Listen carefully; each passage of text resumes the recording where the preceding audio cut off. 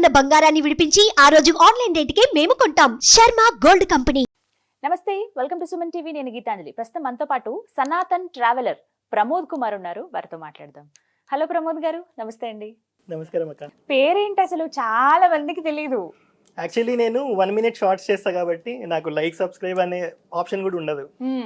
So నా పేరు ఎప్పుడు చెప్పుకునే ఆప్షన్ లేదు, అవకాశం లేదు. సో సనాతన ట్రావెలర్ అనే పేరు తెలుసు అందరికి, బట్ నా పేరు ప్రమోద్ కుమార్. ప్రమోద్ కుమార్ గారు, okay. Welcome to Suman TV. Yeah, thanks. చాలా సంతోషం మిమ్మల్ని కలవటం. ముఖ్యంగా షార్ట్ వీడియోస్ అన్నారు కదా, నేను అలాగే కనెక్ట్ అయ్యాను, సబ్స్క్రైబ్ చేసుకున్నాను. Thank you so much. అంటే మీలాంటి వాళ్ళ వల్ల ఏంటంటే ఇప్పటి జనరేషన్ కి తెలుస్తున్నాయి అసలు మన పురాణాలు ఏంటి, ఎవరు ఎందుకున్నారో, మనకి ఏం నేర్పిస్తారు, ఎవరిని చూసి మనం ఏం నేర్చుకోవాలి, అసలు మన హిందూ ధర్మం అంటే ఏంటి, ఏం చెబుతోంది, కమింగ్ జనరేషన్స్ ఎలా ఉండాలి ఏంటి అనేది మీలాంటి వాళ్ళ వల్లే తెలుస్తుందండి. So seriously to be frank మాట్లాడుకుంటే, సో ఆ విషయంలో థ్యాంక్ యూ చెప్తాను.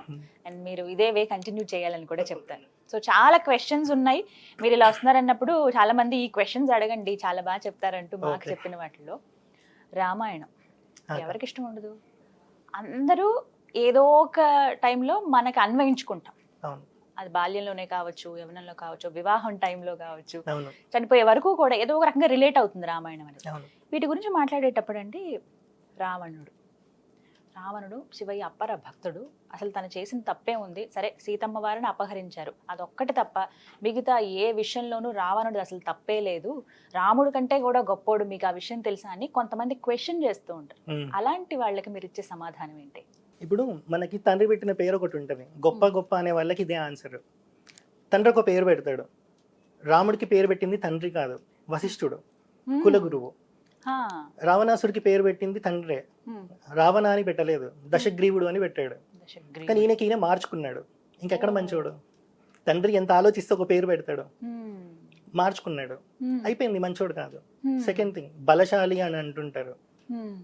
ఓకే, బలం ఉందేమో, కానీ దేనికి పనికొచ్చింది? ఒక ఆడదాన్ని మొగుడు లేనప్పుడు ఎత్తుకరాడని పనికొచ్చింది. నిజంగా రావణాసుడికి దమ్ముంటే రాముడు ఇంట్లో ఉన్నప్పుడు అక్కడే యుద్ధం చేసి తీసుకెళ్ళాలి, అంత కోరిక ఉన్నాడైతే. కానీ ఎందుకు భయపడ్డాడంటే, శూర్పణఖ ఫస్ట్ ముక్కు చెవులు కోయించుకున్నాక రావణాసు దగ్గరికి పోదు, కరుడు అని అదే ప్రాంతంలో పరిపాలిస్తున్న ఒక రాజు దగ్గరికి పోతుంది. అంటే రావణాసుడు ఫాదర్కే పుడతాడు, కానీ పాక అనే ఆడదానికి పుడతాడు, అంటే రాక్షస స్త్రీకే. సో అక్కడ ఆయన పరివారం అంతా 14,000 మంది సైన్యంతో ఉంటాడు, అక్కడికి పోతుంది. దీని తర్వాత రావణాసు దగ్గరికి పోతుంది. ఇక్కడ ఏమవుతుంది అని అంటే, కరుడు అన్న అన్నప్పుడు చెల్లి మీద ఆబ్వియస్లీ ఇష్టం ఉంటది కదా, కానీ ఏ తప్పు చేసినావనే ఇట్లా ముక్కు కోసాడు అనే అడగడు. నల్లత్రాజు పాముల నీ దగ్గరికి ఎవడో వచ్చాడు అంటాడు. సో ఈమె కన్న సపోర్ట్ దొరికింది కాబట్టి అన్న ఏం చేస్తుంటే ఫస్ట్ ముగ్గురిని పంపిస్తాడు, ఒకటే బాణంలో ముగ్గురిని రాముడు చంపేస్తాడు. ఇది చూస్తుంది శూర్పణఖ. దాని తర్వాత మళ్ళీ వెళ్తుంది, ఇలా ముగ్గురు చచ్చిపోయారని. ఈసారి 14,000 మందితో వస్తాడు, మళ్ళీ చెట్టు చాటు నించొని అన్ని చూస్తూ ఉంటది. 1:12 అంటే 72 minutes లో 14,000 మంది కరదూషణలని మొత్తం అందరిని చంపేస్తాడు రాముడు. ఎప్పుడు బాణం తీసాడు, ఎప్పుడు ఎక్కువ పెట్టాడు తెలియకుండా చంపేస్తాడు. అంటే ఇది విన్నానండి నేను, రాముల వారు చాలా ఫ్రాక్షన్ ఆఫ్ సెకండ్స్ లో బాణం వదులుతారట కదా. అవును, ఎప్పుడు వదిలేడో కూడా కనబడదు. ఆ పరాక్రమం చూసి భయపడి రావణాసు దగ్గరికి పోతుంది. పోయినప్పుడు అక్కడ జరిగిన స్టోరీ అంతా ఉల్టా చెప్పి, సీతమ్మ ఇక్కడైతే సీతమ్మ అందగత్తె కాదు ఇది అని చెప్తుంది, అక్కడ పోయి వేరేలా చెప్తుంది. ఎందుకంటే రావణాసుడికి స్త్రీ అంటే వ్యామోహం ఎక్కువ కాబట్టి, సీతమ్మ అలా ఉంటది ఇలా ఉంటది అని చెప్తుంది. చెప్పినాక ఆయనైనా వినాలా, ఇక్కడ ఇది కూడా చెప్తుంది. 14,000 మందిని 1:12 ఎప్పుడు బాణం తీసాడు, ఎప్పుడు ఎక్కబెట్టాడో కూడా తెలియకుండా చంపేశాడు అని. అక్కడ భయం అవుతుంది. రావణాసుడి క్యారెక్టర్ ఎట్లాంటిది అంటే, యుద్ధం చేసి గెలుస్తా అంటే యుద్ధం చేస్తాడు, చెయ్యలేను అనుకున్నప్పుడు సంధికి వస్తాడు, లేదు అంటే ఇట్లా మారీచుడు లాంటి వాళ్ళని ఎవరినో ఒకరు పంపించి కిడ్నాప్ చేయడం. మంచోడు ఎందుకంటే ముట్టుకోలేదు కాబట్టి. ఇప్పుడు అదంటే 1,94,00,000 సంవత్సరాలు అయిపోయింది, రామాయణం అయిపోయి. బట్ ఇప్పటికీ మన ఇంట్లో మన ఆడపిల్లని ఎవరైనా చూస్తే ఇలా చూడగానే ఏం చూస్తున్నారా అంటాం. మరి అలాంటిది ఒకడు ఇంటికి వచ్చి ఎడమ చేతితో జుట్టిని కుడి చేతితో తొడల కింద పెట్టి సీతమ్మని తీసుకుపోతే తప్పలేదా? ఇంట్లో ఆడపిల్ల జోలికి వస్తే ఒకటి, సీతమ్మ జోలికి వస్తే ఒకటా? కాదు కదా. మన ఇంట్లో మన అమ్మ జోలికి వస్తే ఎవడన్నా రావణాసు లాంటి గొప్పోడి దగ్గరికి మా అమ్మ పోయిందని సంతోషిస్తామా? పోయి పగలు కొడతామా? అంతే కదా. సో ఆయనకి దమ్ము లేదు. ఇంకొక దరిద్రమైన ఒప్పందం ఏంటంటే, ఇంతకన్నా ముందే వాలితో ఓడిపోతాడు, ఘోరంగా ఓడిపోతాడు. సంధి పెట్టుకుంటారు, ఇది ఎవరు చెప్పరు. ఏం సంధి పెట్టుకుంటాడు అంటే, రావణాసురుడు. రావణాసురుడు. ఉమ్. ఆహా. వాలిలా వీకేస్తాడు. ఆ. ఆయన మంత్రులకు కూడా కనపడదు. వాలి ఎంత పవర్ఫుల్ అంటే, నేను ఇప్పుడు ఇక్కడ ఉన్నా, ఉమ్. నేను కైలాస్ మానవ సరోవర్కి ఇప్పుడు గుర్తొచ్చింది నాకు, నేను అక్కడికి వెళ్ళిపోయా మనస్సులో. ఆ. నా మనస్సుకి ఎంత స్పీడ్ ఉంటుందో వాలికి అంత స్పీడ్ ఉంటుంది అన్నట్టు. వా. ఇట్లా పెరుక్కొని వెళ్ళిపోతాడు, మంత్రులకు కూడా దొరకడు. Seconds లోనే. సెకండ్స్ లో. ఆ. వాలి అంత పవర్ఫుల్ ఇంకొకరు ఉండరు ఉమ్. వేగంలో. ఉమ్. ఈయన నాకు అర్థమైపోతుంది వీడితో యుద్ధం చేసి నేను గెలవలేనని చెప్పి ఉమ్. సంధి పెట్టుకుంటాడు. ఏమని అని అంటే, నా పుష్పక విమానం నువ్వు అనుభవించొచ్చు, నేను అనుభవిస్తా. ఉమ్. ఏ ఆడదాన్ని తీసుకొచ్చినా నువ్వు అనుభవించొచ్చు, నేను అనుభవిస్తా. నా కొడుకు నీ కొడుకు ఒకలాంటోడే. ఉమ్. ఇలాంటి ఒప్పందం పెట్టుకుంటాడు.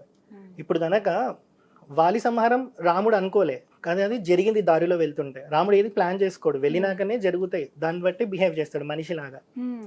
సో ఇక్కడ వాలి సంహారం కనుక ఇప్పుడు జరగలేదు అనుకోండి, ఉమ్. సీతమ్మని రావణాసుడు తీసుకొచ్చాడని వాలికి రావణాసుడు చెప్తే వీడు పోతాడు అనుభవించడానికి. ఉమ్.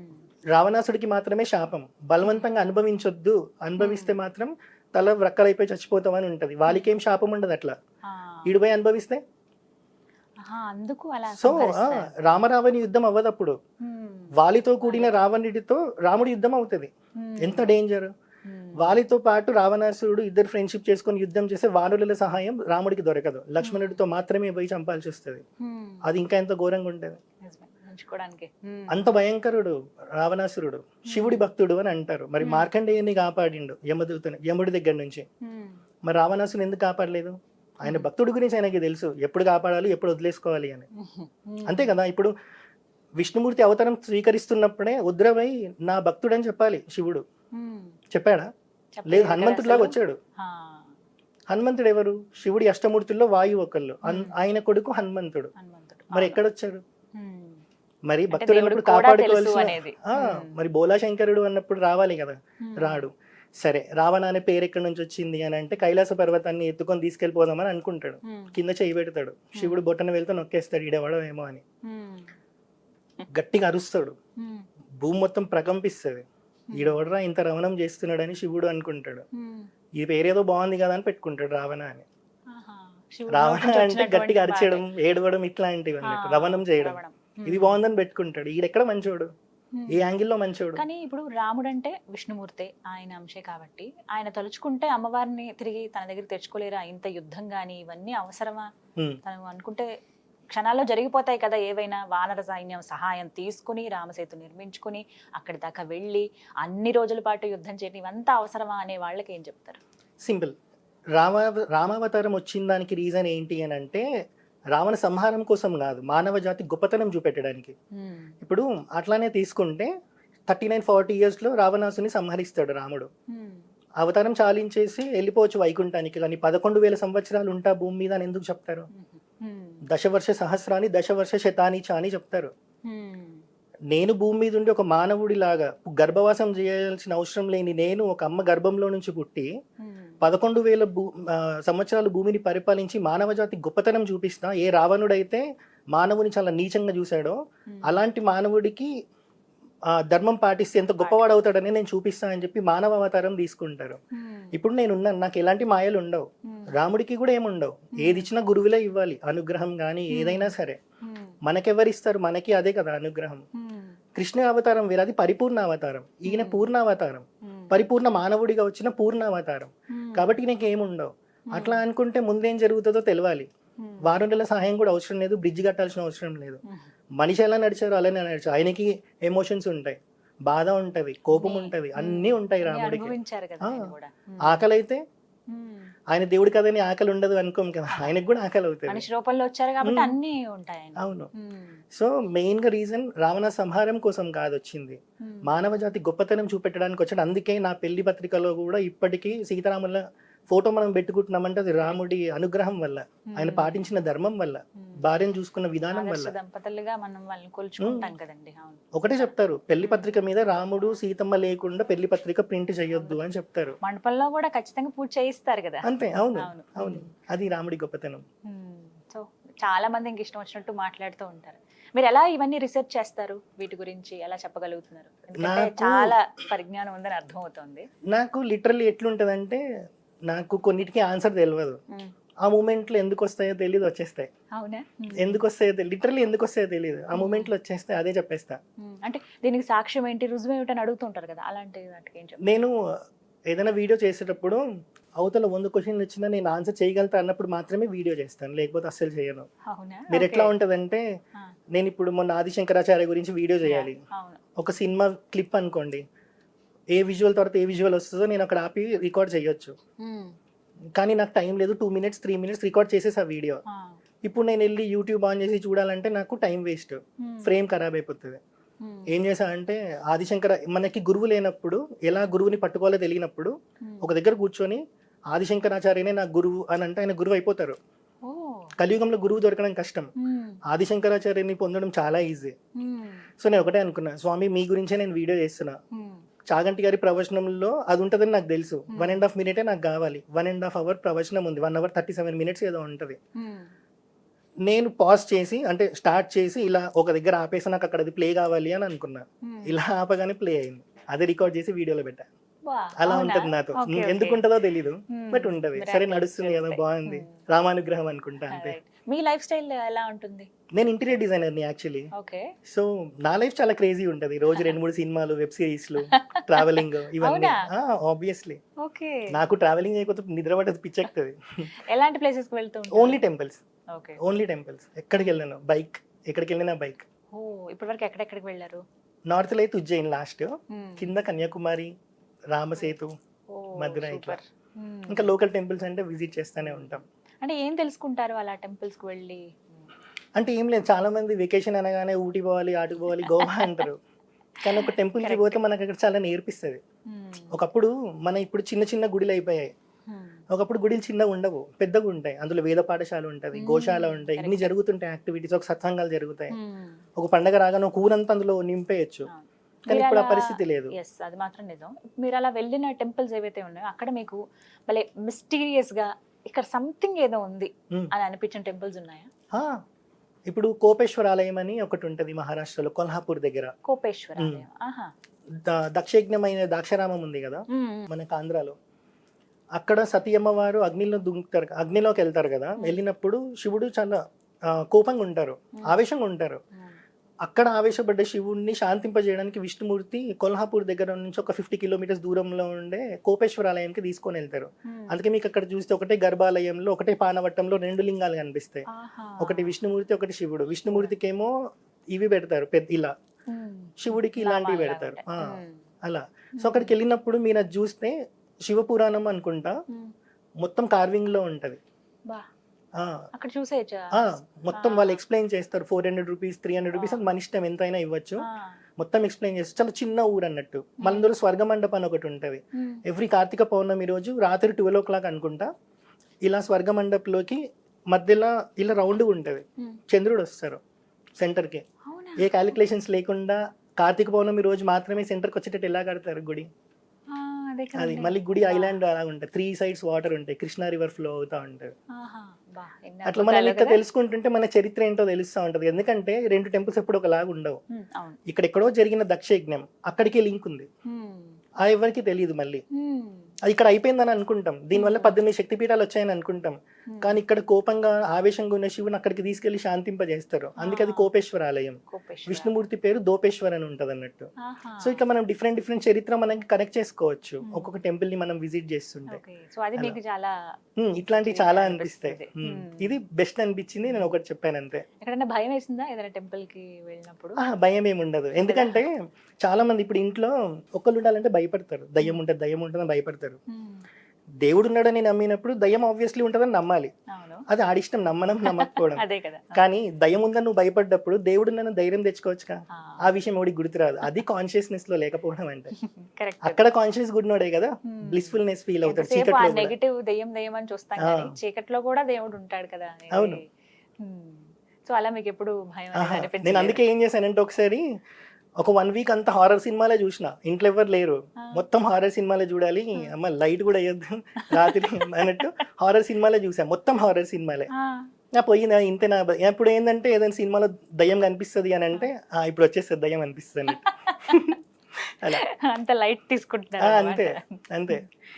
మళ్ళీ మళ్ళీ మీకు వెళ్ళాలనిపించిన టెంపుల్ ఏదన్నా ఉందా? నాకు రామ్ సేతు, అవునా? నాది ఎమోషన్ కదా, ధనుష్కోటి. అదొక్కటి మంచిగా అనిపిస్తుంది.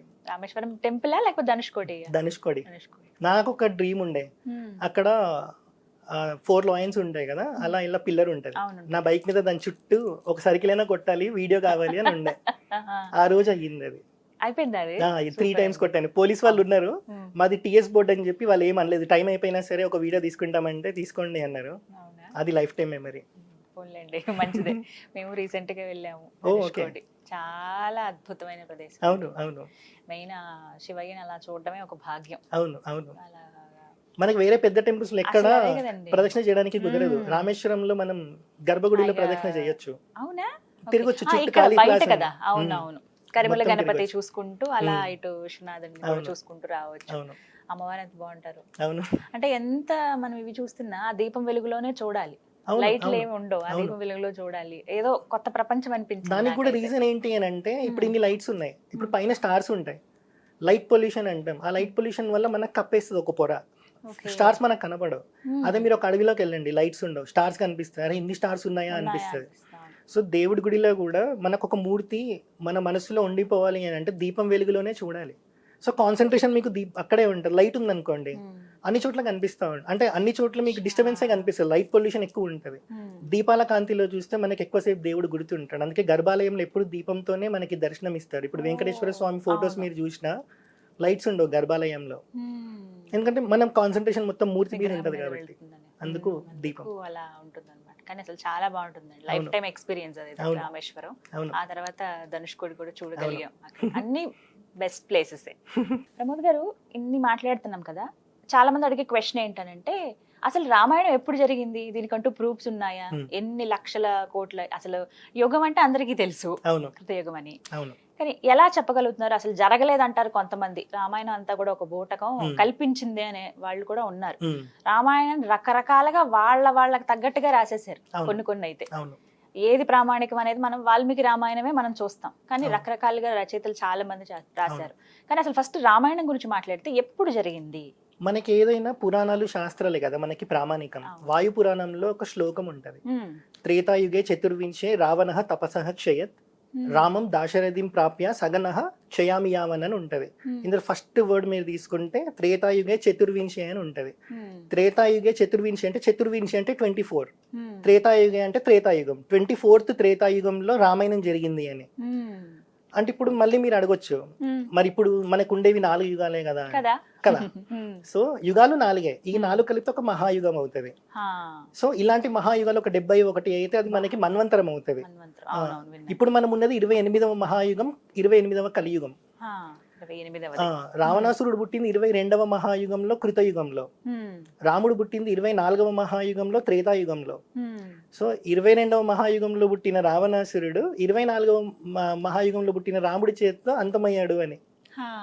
అలా సో 24వ మహాయుగం అంటే ఇప్పుడు మనం 4 యుగాస్ మనం క్యాలిక్యులేట్ చేస్తే 43,20,000 ఇయర్స్ వస్తుంది. 4 యుగాస్, ఇప్పుడు మనం 28లో ఉన్నాం, అలా 48,300 into 4 వేసుకోండి, వెనక్కి 4 వెళ్ళాలి కదా, అలా వేసుకుంటే మీకు అప్రాక్సిమేట్గా వచ్చేది 1,94,00,000 అనేది అప్పుడు జరిగింది. ఇప్పుడు వచ్చి ప్రామాణికము అది ఇది అని అడిగితే, అందుకే వాల్మీకి మహర్షి కూడా అంత తెలివి తక్కువ ఏం కాదు, రాసేటప్పుడే కొన్ని సెట్ ఆఫ్ రూల్స్ పెట్టాడు, ఇది మాత్రమే వాల్మీకి రామాయణం అని. ఏంటి అని అంటే, ఇప్పుడు ఎవరు ఇన్ని 300 రామాయణాలు ఉన్నాయని అంటారు, ఎవరు రామాయణం రాసిన ఒకటే పేరు పెట్టారు రామాయణం అని, కానీ వాల్మీకి మహర్షి 3 పేర్లు పెట్టాడు. ఒకటి శ్రీరామాయణం అని పెట్టారు, ఇంకోటి సీతాయ చరితం మహత్ అని పెట్టారు, మూడవది పౌలస్య వధ అని పెట్టారు అన్నట్టు.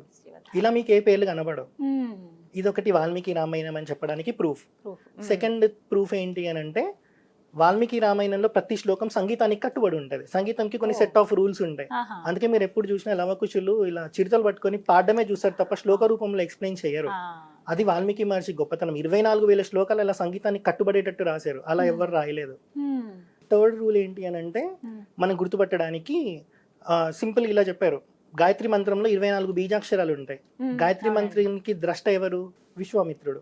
అంటే ఆయనే చెప్పింది. 24 బీజాక్షరాలు ఉంటాయి, మీకు ఏ మంత్రంలో కూడా అన్ని బీజాక్షరాలు కనబడి ఒక గాయత్రి మంత్రంలోనే ఉంటాయి. రామాయణం 24,000 శ్లోకాలు రాయడానికి కూడా రీజన్ అదే, ప్రతి ఓ. 1000 శ్లోకంలో మొదటి అక్షరం గాయత్రి మంత్రంలో ఒక బీజాక్షరంతో స్టార్ట్ అవుతుంది. ఆహా, ఇలా రాసిన వాటితోనే వాళ్ళు start ఎవ్వరు లేరు. Okay okay. సో ఎప్పుడైనా మనం ఇది వాల్మీకి రామాయణమా కాదా అని తెలుసుకోవడం, లేదంటే డౌట్ ఉంది అని అంటే కామ్ గా ప్రవచనాలు వినాలి. ఎందుకంటే వాళ్ళు అన్ని చూసి మన దగ్గరికి వచ్చి చెప్తారు. లేదు మనకి ఇవన్నీ మనం చూసుకోగలుగుతాము అని అంటే బుక్కులు చదువుకుంటే చాలు. కానీ 1 పాయింట్ పర్స్పెక్టివ్ లోనే అర్థం అవుతుంది. 2 టైప్స్ లో అర్థం చేసుకోవచ్చు రామాయణం. భార్యను వదిలిపెట్టిన భర్త కథలాగా, భార్యను అర్థం చేసుకున్న భర్త కథలాగా. ఇది మనం అర్థం చేసుకున్నప్పుడు రాముడు హీరో, ఇది అర్థం చేసుకున్నప్పుడు రావణుడు హీరో. రావణుడు హీరో అవుతాడు. ఇలానే చూస్తారు దాదాపు ఈ 2 అంతే. వేస్ లోనే అంతే. అంతే. గమనిస్తారు. అందుకే శ్రీరామాయణం అని పెట్టారు. శ్రీ అంటే సీతమ్మ, రామ అంటే రాముడు, ఆయనము అంటే నడిచిన దారి అని. మార్గం అని చెప్పి. అలా. సో వీటికి కూడా చాలా ఇవంటి జరగలేదనే అసలు చాలా మంది వాదిస్తారు కదా అంత గుడ్డిగా. ఏం ప్రూఫ్లు ఉన్నాయి ఇప్పుడున్నవి? ఇవన్నీ కూడా అవేమన్నా ప్రూఫ్లా? ఇవన్నీ కల్పించినవే రామసేతుతో సహా అందరూ చెప్పేది అదే కదా. సైన్స్ ప్రకారం నమ్ముతామని చెప్తారు కదా, దానికి ప్రూఫ్ పెట్టాడు వాల్మీకి మహర్షి. అది హనుమాన్ మూవీలో ప్రశాంత్ వర్మ చేసిన చాలా గొప్ప పని. హనుమంతుడి సాంగ్ ఉంటది, అందులో ఆయన సూర్యుడిని మింగడానికి వెళ్ళినప్పుడు ఇంద్రుడు వస్తారు ఆ ఏనుగు మీద, దానికి 4 దంతాలు ఉంటాయి. ఆ 4 దంతాలు రామాయణం ఇప్పుడు ఏదైతే 24th మహాయుగంలో జరిగిందని చెప్పాను కదా, ఆ టైం పీరియడ్ కి ఆ గోంఫోతెర ఎలిఫెంట్స్ ఉన్నాయని మ్యాచ్ అయ్యింది. మన వాళ్ళకి ఎట్లా తెలుస్తుంది? 4 కొమ్ములు 4 దంతాలు ఉన్న ఏనుగులు అప్పట్లో ఉన్నాయని టైం లైన్ ఎట్లా మ్యాచ్ అయ్యింది? సో ఇవన్నీ ఎవరు చెప్పరు. జానకిరామ్ కాస్మిక్ ట్యూబ్ ఛానల్ అని ఉంటుంది, అందులో లైక్ రామాయణం గురించి చాలా డౌట్స్ ఉన్నాయి. వానరులు అసలు అది ఒక సెపరేట్ జాతి ఉండేదా, లేకపోతే ఇప్పుడు మనం చూస్తున్నటువంటి ఈ వానరులు అవి ఇవి ఒక్కటేనా? నాకు కూడా డౌటే, అది వివరించండి. ఇప్పుడు మనకి లిస్టే ఉంటది ఎంతమంది వానరులు యుద్ధానికి వెళ్ళారు అని చెప్పి, ఒక కౌంటే ఉంటది వాల్మీకి రామాయణంలో. అందులో మీరు చూసే కోతులు, కొండముచ్చులు ఇవన్నీ ఉంటాయి కదా, జాంబవంతుడు, ఇట్లాంటి బీర్లు ఉంటాయి, ఇవన్నీ వెళ్తాయి అని చెప్తారు యుద్ధానికి. మనకి వాలి, సుగ్రీవుడు, హనుమంతుడు వీళ్ళు నరవానరులు. నరవానరులు వేరు, పూర్తి వానరులు వేరు. అది డిఫరెన్స్ అన్నట్టు. వీళ్ళు రావడానికి కారణం ఏంటంటే, ఎవడైతే రావణాసుడు గొప్ప గొప్ప అని అంటుంటారో అలాంటి రావణాసుడు ఒకసారి యవనంలో ఉన్నప్పుడు పుష్పక విమానంలో కైలాస పర్వతం మీద నుంచి పోతుంటాడు. శివుడు, పార్వతి అమ్మవారు అక్కడ నాట్యం చేస్తుంటే విమానం ఆగిపోతుంది. ఈవెన్ ఇప్పటికి కూడా కైలాస పర్వతం మీద నుంచి విమానాలు పోవు, అప్పుడు కూడా ఆగిపోతుంది. ఎవరు అయినా ఎవరా శివుడు ఒకసారి చూడండి అని పంపిస్తాడు. పెద్ద పొగరు ఎక్కువ కదా సార్కి. అయితే నంది వస్తారు అన్నట్టు, ఇక్కడ నుంచి విమానం పోదు నీది, ఆగమనే చెప్తారు. నువ్వు కోతిలాగా ఉన్నావు అని చెప్పి నవ్వుతాడు అన్నట్టు. ఓ కోతిలాగా ఉన్నా అని చెప్పి నవ్వుతున్నావు, ఎటకారం చేస్తున్నావు కాబట్టి అదే కోతులతో నీకు భంగపాటు ఉంటది అని చెప్తారు. అప్పుడు దేవతలు నంది మీద పుష్పవృష్టి కురిపిస్తారు. రావణాసుడు చచ్చిపోవడానికి ఒక బీజం పడ్డది అని. అలా వచ్చిన వాళ్ళు నరవానరులు. విష్ణుమూర్తి మానవుడిగా వస్తా అని చెప్పే ముందే దేవుళ్ళందరూ దశరథుడు చేస్తున్న పుత్రకామేష్టి యాగానికి వస్తారు. అప్పట్లో ఎవరైనా యజ్ఞం యాగం చేస్తున్నారు అంటే హవిస్సు తీసుకోవడానికి దేవతలే వచ్చి కూర్చునేవాళ్ళు. అలా అందరూ మీటింగ్ పెట్టుకుంటారు. ఇప్పుడు మనం కూడా అంతే కదా, సైమా అట్లాంటి అయినప్పుడు సినిమా ఉందో ఒకసారి అనిపిస్తుంది పోతాం కదా, అలా అందరు కూడా వస్తారు అన్నట్టు. బ్రహ్మదేవుడు కూడా ఉంటారు. అందరం మా దగ్గర కూర్చున్నాం కదా, ఇది కరెక్ట్ టైం బ్రహ్మదేవుడిని అడగడానికి అని చెప్పి అడుగుతారు. అసలు ఎట్లా చచ్చిపోతాడు, మాకు టార్చర్ పెడుతున్నాడు అని. గుర్తొచ్చిందయ్యా, ఆయన అడిగిన వరంలో 2, ఒకటేమో నంది శాపం ఉంది, నరవానరులు రావాలి. సెకండ్ది మానవ అవతారం తీసుకుంటారు విష్ణుమూర్తి. ఎందుకంటే మనిషి చేతిలో అది కోరుకోడు. మనిషి చేతిలో నాకు చావు ఉండదా, మనుషులు నీచం అన్నట్టు మాట్లాడతాడు అన్నట్టు. ఎవడు అడగడు, ఆయనే చెప్తాడు. బ్రహ్మదేవుడు అడిగినప్పుడు చెప్తే అది వేరు, ఆయన సొంతంగా చెప్తాడు అన్నట్టు. వాళ్ళెంత ఆఫ్టర్ ఆల్ అన్నట్టు. కాబట్టి విష్ణుమూర్తి రాముడిగా వచ్చాడు. ఇప్పుడు ఇక్కడ నరవానరులు రావాలంటే అప్పుడు బ్రహ్మదేవుడు ఏం చెప్తారంటే, దేవతలకి పిల్లలు పుట్టరు అని పార్వతీదేవి శాపం పెడుతుంది. స్కందుడి చరిత్రలో ఉంటది, సుబ్రహ్మణ్య షష్ఠిలో ఉంటది. సో మీకు పిల్లలు పుట్టారు కాబట్టి మీరేం చేయండి అని అంటే, నాగకాంతల యందు, శ్రేష్టమైన వానర స్త్రీల యందు ఇట్లా మీరు మీ అంశాలను వదలండి అని చెప్తారు అన్నట్టు. అలా వచ్చిన వాళ్ళు నరవానరులు. అలా బల్లూకాలు అంత పెద్ద లిస్టే చెప్తారు రాముడితో పాటు వెళ్ళిన యుద్ధానికి వెళ్ళినవి. సో వానరులు వేరు, నరవానరులు వేరు. అంటే ఇప్పుడు మనం చూస్తున్నవి కాదంట, ఇవి కూడా ఇవే ఉంటాయి లిస్ట్ లో. ఇప్పుడు మనం కోతుల గురించి, కొండముచ్చుల గురించి మాట్లాడుకుంటాం కదా, రామాయణంలో కూడా ఇవే లిస్ట్ ఉంటాయి. అలా దాదాపుగా ఎన్ని జాతులు అలా పాల్గొని ఉండొచ్చు? అసలు మీకు లిస్ట్ చెప్పాలి అని అంటే, మన ఏమంటారు, 0 ఆర్యభట్ట కనుక్కున్నాడు, ఆర్యభట్ట 0 కనుక్కోలే, ప్రపోజ్ చేశాడు. ఇప్పుడు నేను ఒక ఏదో పేపర్ పట్టుకొని రాయాలి. రాస్తున్నప్పుడు నేను ఏం చేస్తాను, మా గురువు పేరు, దేవుడి పేరు అవన్నీ రాస్తాను. ఆర్యభట్ట కూడా మన వాళ్ళు ఏది రాసినా కూడా గురువుని స్మరించుకొని రాసేవాళ్ళు. ఇప్పుడు లేకపోతే ఆర్యభట్ట మొన్న 2500 ఇయర్స్ బ్యాక్ 2000 ఇయర్స్ బ్యాక్ అనుకోండి, మరి అందులో అక్షౌహిణి సౌన్యం అని చెప్పారు అన్నట్టు, అక్షౌహిణి సైన్యము అని చెప్పి 9 తర్వాతనే కదా 0 రావాలి, దాని తర్వాతనే కదా థౌజండ్స్ ల్యాక్స్ క్రోర్స్ వస్తాయి. సో బయటికి ప్రపోజ్ చేసింది ఈయన. 0 లేకపోతే 9 దగ్గర నెంబర్ ఆగిపోవాలి. నేను ఇందాక ఏం చెప్పాను, అజామిలో బాక్యానంలో 9 మంది కొడుకులు అని చెప్పిన పిల్లలు. అలా ఆయనకు 11 పుడితే 11 అనే చెప్తాను కదా. సరే 33 కోట్ల దేవతలు అన్నప్పుడు 33 అని అంటారు. 9 దాటితేనే కదా 33. సో అది వాళ్ళు కూడా ఎప్పుడు నేను ఇన్వెంట్ చేశాను, నేను చెప్పినా అని చెప్పరు, ప్రపోజ్ చేశారు ఆయన. అది జనాలు అట్లా అర్థం చేసుకోకుండా ఆర్యభట్ట 0 కనుక్కున్నాడు అని ఎగురుతా ఉంటారు అన్నట్టు. అంతకన్నా ముందే మహాభారతంలో కూడా ఎంతమంది సైన్యం వచ్చారో మొత్తం లిస్టే చెప్తారు కదా. అలా మన దగ్గర ప్రాబ్లం చాలా మంది. అసలు ఆ లిస్ట్ చూస్తే వాళ్ళకున్న బలం చూస్తే వాళ్ళు దేనిని అసలు హనుమంతుడికి గద ఉండదు రామాయణంలో. ఆయనే ఒకటే చెప్తారు, నాకు చేతులు చాలు, రావణాసుని ఇలా పట్టుకొని గుండెల మీద కొడితే అద్దిరిపోతాడు రావణాసురుడు, అంత బలవంతుడు హనుమంతుడు. సో వాళ్ళకి ఏంటి, కొండలు చెట్లు ఇవే వాళ్ళ ఆయుధాలు. క్లియర్ గా రామాయణంలో మెన్షన్ చేసి ఉంటది. గద తర్వాత వచ్చింది. వారిద్దరు అనుబంధం గురించి కూడా చాలా చెప్తారు కదండి, అలాంటివి ఏమన్నా కొన్ని అంశాలు? ఎవరి అనుబంధం? రాముడు హనుమంతుడు. రాముడికి హనుమంతుడు పరిచయం అయింది అరణ్యకాండలో, కిష్కింద కాండ స్టార్ట్ కాక ముందు. ఇంకొకటి ఏంటి అని అంటే, రాముడిని ఫస్ట్ టైం ఆయన చూడగానే భక్తుడైపోతాడు. ఎందుకంటే కొందరిని చూసినప్పుడు మనకు అనిపిస్తుంది, ఈవెన్ ఇప్పుడు చెప్పాలి లిటరల్ గా అంటే చెలం అని చెప్తాం కదా, ఆయన దేవుని నమ్మడు, అతిష్ట అని చెప్తుంటారు. రమణ మహర్షి అలా వస్తుంటే ఈయన వస్తున్నాడా చూద్దామని చెప్పి సుట్ట పట్టుకొని తాగుతా ఉంటాడు. రమణ మహర్షి అలా వెళ్తుంటారు, వదులుతాడు పొగ. రమణ మహర్షి ఇలా ఒక చూపు చూస్తాడు, ఫ్యాన్ అయిపోతాడు. చలం స్మృతులని బుక్కే రాస్తాడు. ఇప్పుడైన సమాధి కూడా అరుణాచలంలో రమణాశ్రమంకి ఎదురుగానే ఆయన ఇలా పడుకున్నప్పుడు మనం చూస్తాం కదా, అలా రమణాశ్రమం వైపు చూసినట్టే ఉంటది అని చెప్తారు. గిరి ప్రదక్షిణ చేసేటప్పుడు ఉంటది అలా. సో రాముని ఫస్ట్ టైం చూసినప్పుడు హనుమంతుడి ఫీలింగ్ కూడా అదే. సన్యాసి లాగా వస్తాడు, కానీ సన్యాసి ఎవరి పాదాలు మొక్కొద్దు, కానీ రాముడికి మొక్కుతాడు.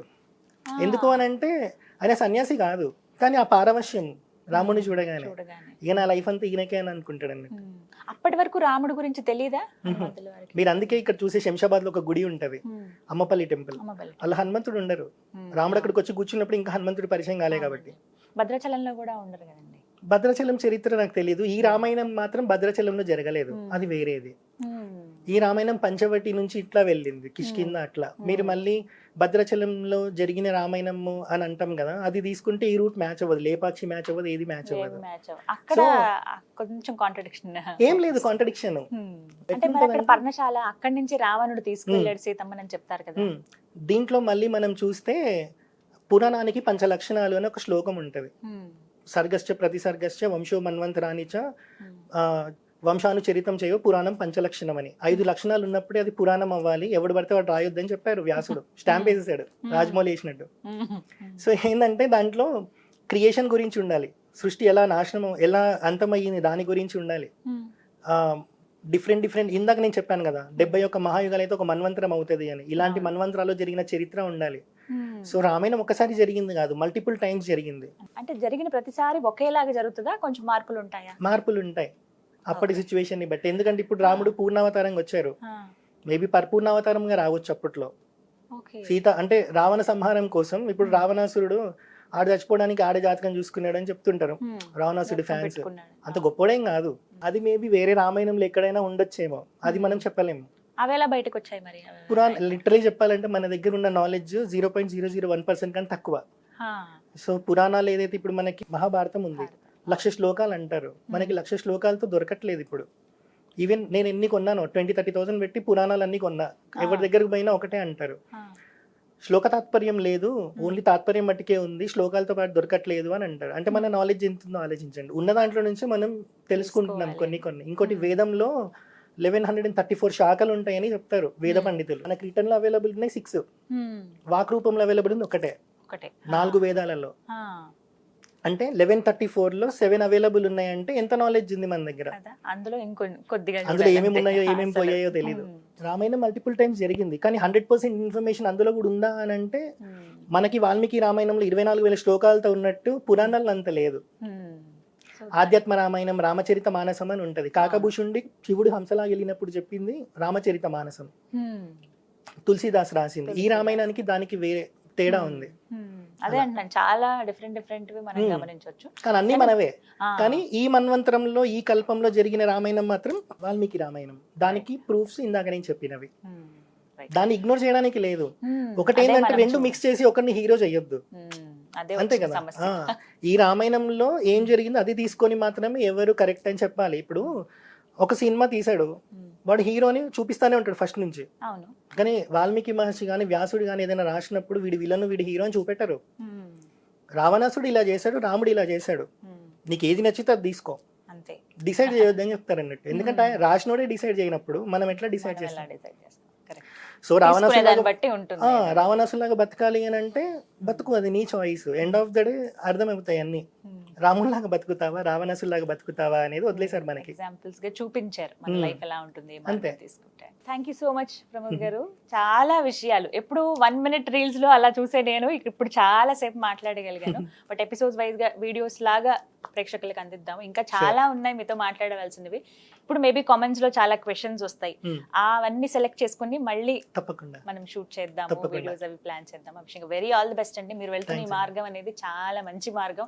ఇలా చెప్పగలం అంతే మేము, కానీ ఎన్నో రాళ్ళు కూడా ఉంటాయి ఈ మార్గంలో. బట్ మీరు అవన్నీ దాటుకుంటూ వెళ్తూ ఉన్నారు. బట్ దేవుడే తోడుంటాడు అన్ని. థ్యాంక్ యూ అండి, నమస్కారం. హర హర మహాదేవ.